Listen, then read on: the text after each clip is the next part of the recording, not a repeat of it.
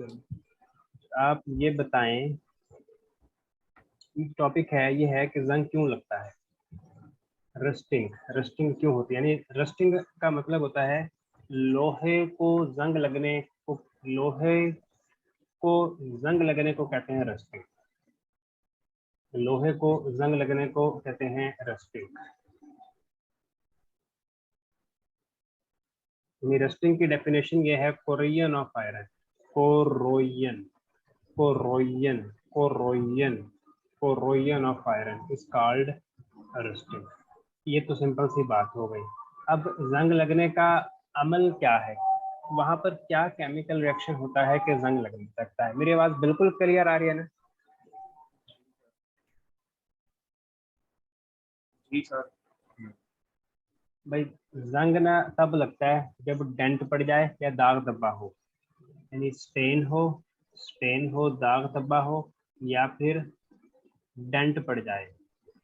मिसाल के तौर पे एक लोहे का पाइप है, अचानक इस पे, यहाँ इस जगह पे डेंट पड़ गया।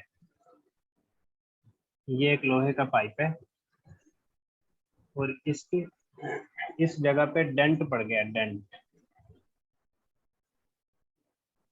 तो जिस जगह पे डेंट पड़ता है ना, याद रखना उस जगह पे एनोडिक रीजन बन जाता है। बहुत तवज्जो से व्हाइट बोर्ड पे देखना, एनोडिक रीजन बन जाता है, एनोडिक रीजन। अब एनोडिक रीजन क्या होता है, आपको पता है?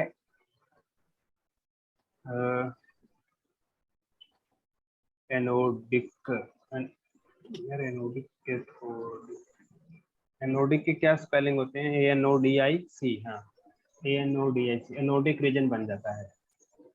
अब आपको पता है कि एनोडिक पे ऑक्सीडेशन होती है,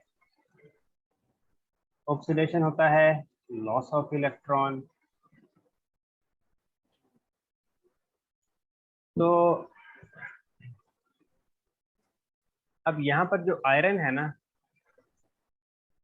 उसकी ऑक्सीडेशन होती है और वो आयरन कन्वर्ट हो जाता है आयरन आयन में, और 2 इलेक्ट्रॉन लूज होते हैं। अगर आप बैलेंस करने के लिए यहाँ पर 2 आयरन ले लो, तो यहाँ पर 2 आयरन आयन बनेंगे और यहाँ पर कितने इलेक्ट्रॉन बन जाएंगे? 4 इलेक्ट्रॉन, चार। 4 इलेक्ट्रॉन, शाबाश। ये तो कहानी है एनोडिक रीजन की। अब सर ये दास्ता, एफ पी क्या है? Fe ये आयरन है, आयरन, आयरन का सिंबल है, आयरन, आयरन का सिंबल, Fe आयरन का सिंबल है। तो सर यहाँ पे डेंट पड़ा तो इसके अपने जो आयरन है फोन यूज किए। हाँ, जिस जगह पे डेंट पड़ा है ना, वहां पे आयरन की ऑक्सीडेशन हुई है।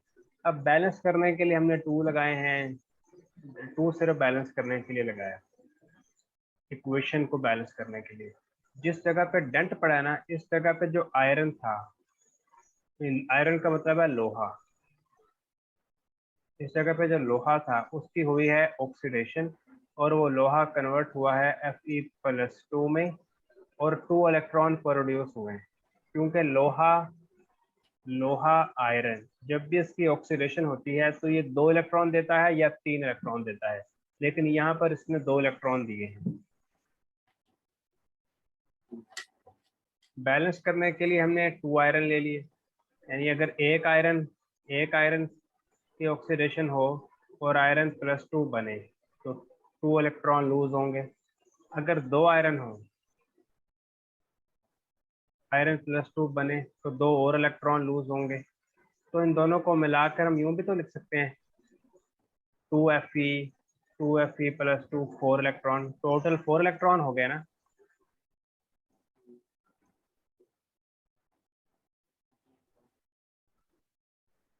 टोटल 4 इलेक्ट्रॉन हो गए। अब आ जाओ कैथोडिक रीजन पे। कैथोडिक रीजन, कैथोडिक रीजन में क्या होता है? कैथोडिक रीजन में पानी होता है, ऑक्सीजन होती है, और हाइड्रोजन आयन होते हैं। याद रखना, कैथोडिक रीजन पे वाटर होता है, ऑक्सीजन होती है, और हाइड्रोजन आयन होते हैं। मेरी आवाज आ रही है? सर ये भी तो आयरन के ऊपर ही है ना ये। हाँ, ये भी आयरन के ऊपर ही होता है। यानी लोहा इस सब एक ही जगह पे हो रहा होता है, यूँ समझो कि एक ही जगह पे हो रहा होता है, जहाँ डेंट पड़ा है उसके साथ ही उसी जगह पे। अब यहाँ पर जो वाटर होता है उस वाटर में हवा से कार्बन डाइऑक्साइड शामिल हो जाती है। यहाँ पे जो वाटर होता है उस वाटर में हवा से कार्बन डाइऑक्साइड शामिल हो जाती है, जिससे एक एसिड बनता है। इस एसिड को कहते हैं कार्बोनिक एसिड। Carbonic acid. पानी में जब कार्बन डाइऑक्साइड शामिल हो जाए तो जो एसिड बनता है उसे कहते हैं कार्बोनिक एसिड। कार्बोनिक और एसिड से इस एसिड से जंग लगती है। हाँ जी, कह रहा हूँ इस एसिड से जंग लगती है। हाँ, अगर एसिड हो तो इस एसिड से, ये एसिड जंग लगने के प्रोसेस को बढ़ा देता है। यानी जंग लगने का जो प्रोसेस है उसे एसिडिक मीडियम, एसिड का होना बढ़ा देता है।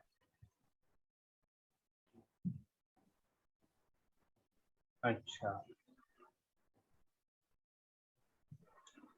फिर क्या है, तो कार्बोनिक एसिड से प्रोटॉन बनता है, हाइड्रोजन आयन बनता है। ये वाला हाइड्रोजन आयन कार्बोनिक एसिड से बना। अब याद रखना कि कैथोडिक रीजन पे कौन सा रिएक्शन होगा। अभी सिर्फ व्हाइट बोर्ड पे देखो,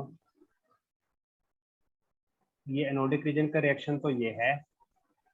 अब कैथोडिक रीजन का रिएक्शन, अब ये जो ऑक्सीजन है और जो हाइड्रोजन आयन आए, अब हाइड्रोजन आयन बैलेंस करने के लिए हमने 4 लेने हैं। हाइड्रोजन आयन बैलेंस करने के लिए 4 लेने हैं, 4 हाइड्रोजन आयन। और ये जो 4 इलेक्ट्रॉन थे, ये 4 इलेक्ट्रॉन भाग कर यहाँ पर आए, इनके आपस में रिएक्शन हुआ और 2 वाटर मॉलिक्यूल बन गए। रिएक्शन कंप्लीट हो गया। ये रिएक्शन, एनोड से 4 इलेक्ट्रॉन इधर आ गए। हाँ, एनोड से 4 इलेक्ट्रॉन इस कैथोडिक रीजन पे आ गए। ऑक्सीजन एयर से आई, 4 हाइड्रोजन कहाँ से आए, ये वो वाटर प्लस कार्बन डाइऑक्साइड से जो कार्बोनिक एसिड बना था उसमें से हाइड्रोजन आयन आए। ये 4 और 2 3 इससे कंफ्यूज नहीं होना, ये सिर्फ बैलेंस करने के लिए है। तो ये दोनों रिएक्शन अब अलग करके भी लिख लेते हैं। एनोडिक रीजन से क्या हुआ, आयरन आया, आयरन की ऑक्सीडेशन हुई, आयरन कन्वर्ट हुआ +2 में और 2 इलेक्ट्रॉन रिलीज हुए। बैलेंस करने के लिए हमने आयरन 2 के 2 एटम ले लिए, यहाँ भी 2 आ गया और 2 × 2 4। अब कैथोडिक रीजन पर आ जाओ। कैथोडिक रीजन पे हवा से ऑक्सीजन आई, कार्बोनिक एसिड से 4 हाइड्रोजन आए और ये वाले 4 इलेक्ट्रॉन आए, बन गया 2 वाटर मॉलिक्यूल। ये कैथोडिक रीजन का रिएक्शन। सर ये +2 ऊपर क्यों लिखे हैं कि इसमें आयरन वाले में आयरन वाले में +2 को क्या हो गया, ऊपर क्यों लिखा है? आपने ऑक्सीडेशन का प्रोसेस पढ़ा है। ऑक्सीडेशन होता है लॉस ऑफ इलेक्ट्रॉन।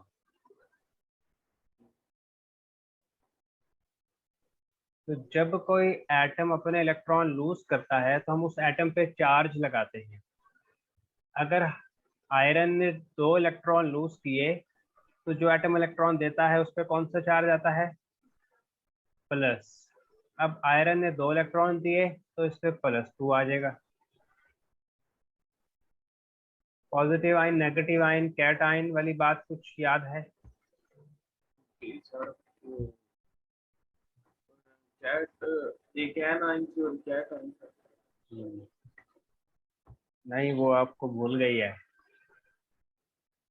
एल्यूमिनियम एक मेटल है, ये अगर 3 इलेक्ट्रॉन लूज करता है तो एल्यूमिनियम पे कौन सा चार्ज आना चाहिए, प्लस। ऊंचा बोलो, शाबाश। Plus sir. +3, क्योंकि 3 इलेक्ट्रॉन लूज किए। सोडियम एक मेटल है, सोडियम एक इलेक्ट्रॉन लूज करेगा, सोडियम एक इलेक्ट्रॉन लूज करेगा तो सोडियम पे कौन सा चार्ज आना चाहिए? +1। +1, शाबाश। कैल्शियम एक मेटल है, कैल्शियम दो सर मैं इलेक्ट्रॉन लूज ये करेगा। मेटल में हाँ, मैश एक मेटल है। इलेक्ट्रॉन क्यों, एक इलेक्ट्रॉन क्यों यूज किया? कैल्शियम तीन तीन तीन नहीं कैल्शियम करते मेटल। नहीं, तीन तो डिफरेंट डिफरेंट करते हैं। कैल्शियम दो इलेक्ट्रॉन लूज करेगा, कैल्शियम जब दो इलेक्ट्रॉन लूज करेगा तो कैल्शियम पे कौन सा चार्ज आना चाहिए? +2। +2। तो सर इसी मैं तरह ये चीजें मुझे याद है, मैं इस वजह से कंफ्यूज हो गया। तो आपको 4 इलेक्ट्रॉन लगाए और ऊपर इसने 2 लूज किए हैं। हाँ, 4 नहीं, वो एक आयरन ने, यही कल फैजान ने भी इस चीज़ पे बहुत डिस्कशन हमने की थी उसके साथ, इसी बात पे। वो कह रहा था कि यहाँ पे 4 इलेक्ट्रॉन लिख रहे हैं, यहाँ पे 2 लिखा है। तो इसकी हमने उसको एग्जांपल इस तरह दी थी कि एक आयरन 2 इलेक्ट्रॉन लूज करता है तो आता है Fe+2।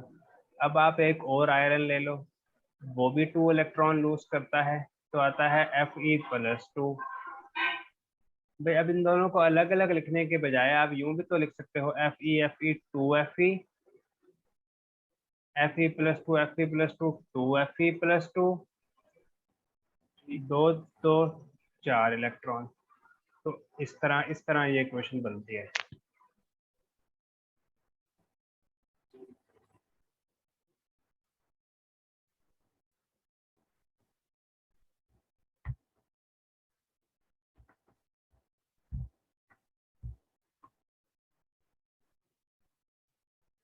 Anodic region, anodic region एन अब देखना, अब डायरेक्ट लिख देंगे। एनोडिक रीजन पे 2 आयरन ने इलेक्ट्रॉन लूज किए तो यहाँ पे 2 लिखेंगे, यहाँ पे 4 इलेक्ट्रॉन लूज हुए। Cathodic region, cathodic region, cathodic region पे ऑक्सीजन, 4 हाइड्रोजन आयन कहाँ से आए? कार्बोनिक एसिड से। और ये वाले 4 इलेक्ट्रॉन कन्वर्ट हो गया टू वाटर मॉलिक्यूल। अब आपने यूं करना है कि इन दोनों रिएक्शन को ऐड करवाना है। ओवरऑल रिएक्शन के लिए आपने एनोडिक रीजन का रिएक्शन और कैथोडिक रीजन का रिएक्शन ऐड करवाना है। ऐड करवा लोगे? अब ये इलेक्ट्रॉन 2 इलेक्ट्रॉन से कट आ, जाएंगे। आपकी आवाज़ में बहुत ही हल्की आ रही है यार, थोड़ा ऊंचा बोल के देख लो। अब सही आ रही है सर? आ रही है, लेकिन एक आध लफ्ज बीच में इतना हल्का होता है कि वो ठीक सुनता है, सर समझ नहीं मैंने आता। व्हाइट मून के साथ लगाए हुए हैं और चलो ठीक, ये देखो मैं इनको ऐड करने लगा हूँ। 2Fe+2 और 4 इलेक्ट्रॉन। फिर मैंने ये वाली इक्वेशन लिखी है, O2+4 हाइड्रोजन आइन +4 इलेक्ट्रॉन, 2 वाटर मॉलिक्यूल। अब इनको कर दिया ऐड। ऐड करने से ये वाले 4 इलेक्ट्रॉन इस 4 इलेक्ट्रॉन से कैंसिल,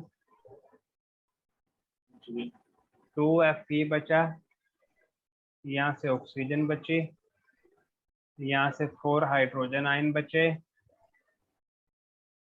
यहाँ से 2 आयरन आयन बचे, यहाँ से 2 वाटर मॉलिक्यूल बचे। तो ये हो गया आपका ओवरऑल रिएक्शन। ठीक है। वो मैं पहले जब आवाज नहीं आ रही थी यही कह रहा था कि वो कट जाएंगे आपस में।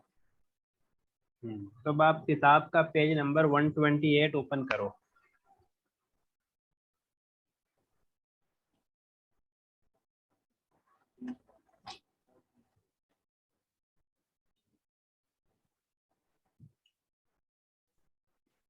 ओपन करके बताओ। काफी है सर, मैंने आवाज नहीं आ रही। खैर आपकी आवाज़ तो नहीं आ रही, लेकिन ठीक है, मेरी आवाज़ आ रही है, यही काफ़ी है। तो देखो, आपको इस पेज पे ना ये जो जितने भी रिएक्शन लिखे हैं मैं इधर किताब से ओपन करता हूँ।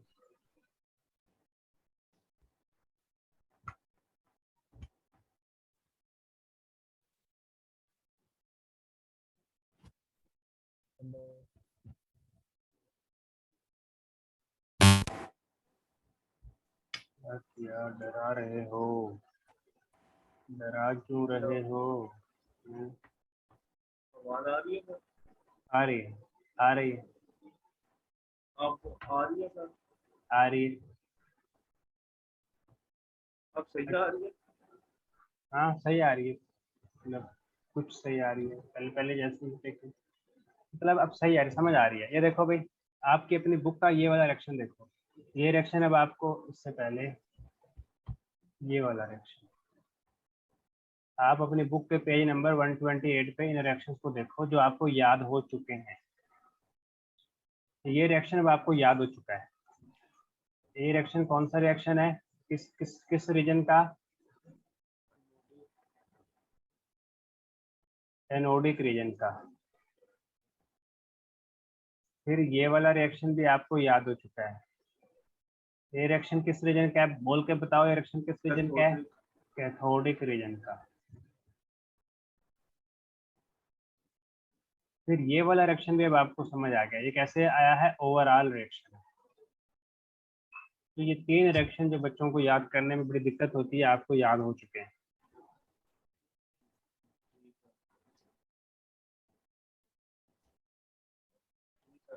अब यहाँ से एक नई बात शुरू करनी है।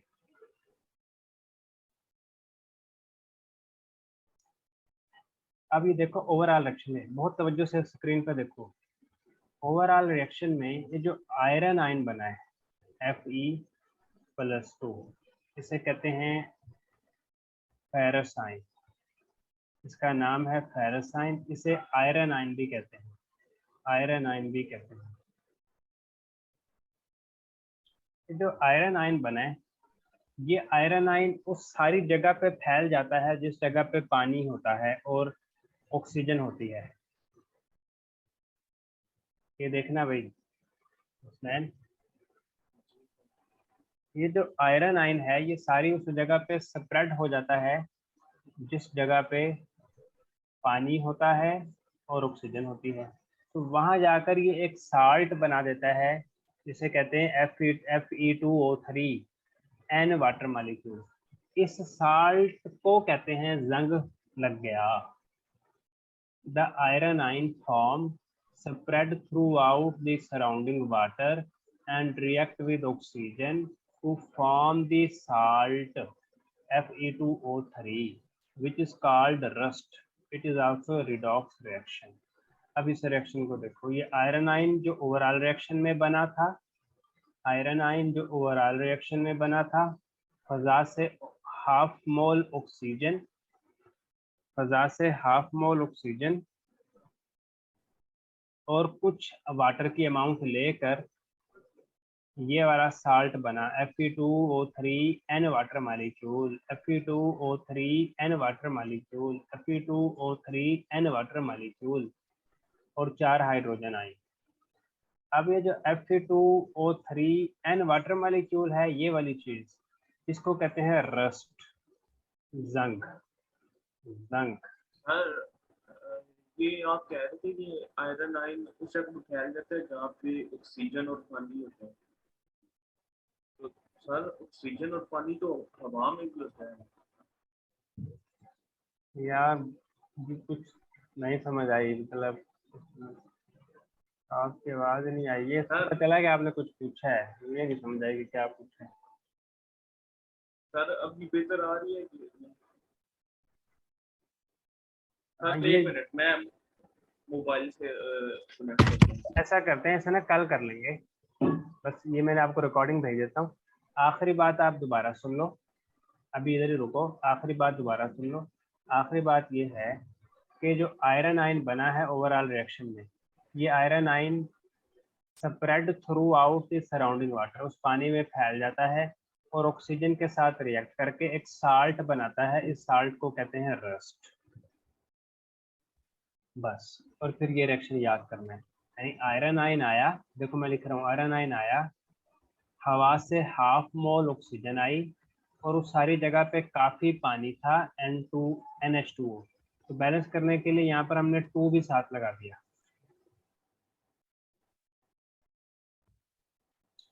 हाँ, क्वेश्चन आपका मैंने देखा है सर, ऑक्सीजन और पानी तो एयर में भी, हाँ ऑक्सीजन और पानी एयर में भी होता है। अगर मॉइस्ट वाली एयर हो तो उसमें भी होता है, बिल्कुल मॉइस्ट एयर से जंग ज़्यादा लगता है।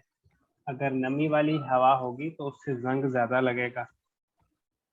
तो ये एक रिएक्शन लिखना है, यानी ये वाटर जब चाहे हवा से आ गया या टूटी से आ गया, जहाँ से आ गया, इससे एक साल्ट बना Fe2O3 N वाटर मॉलिक्यूल। ये जो साल्ट बना है इस साल्ट को कहते हैं रस्ट, और ये कहलाता है जंग। जंग का यूँ समझ लो, जंग का ये फार्मूला है, जंग का फार्मूला है Fe2O3 N water molecule. The rust layer of iron is porous, ये सुराखदार होती है, and does not prevent further corrosion. इससे फिर जो मजीद जंग लगने का प्रोसेस है वो रुकता नहीं है, वो चलता रहता है, यहाँ तक के लोहे को जंग लगता रहता है और लोहे का वो पूरा टुकड़ा ईटन अवे, खा लिया जाता है।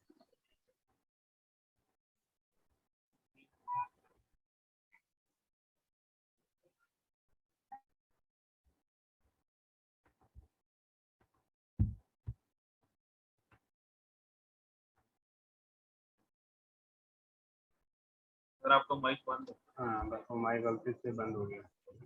तो ये रिकॉर्डिंग भी ग्रुप में भेज देता हूँ कि कोई चीज़ अगर मिस हुई है तो वो भी देख ली जाए। इंशाल्लाह कल हम नया टॉपिक शुरू करेंगे। ठीक है फैजान, ओके, अल्लाह हाफिज़।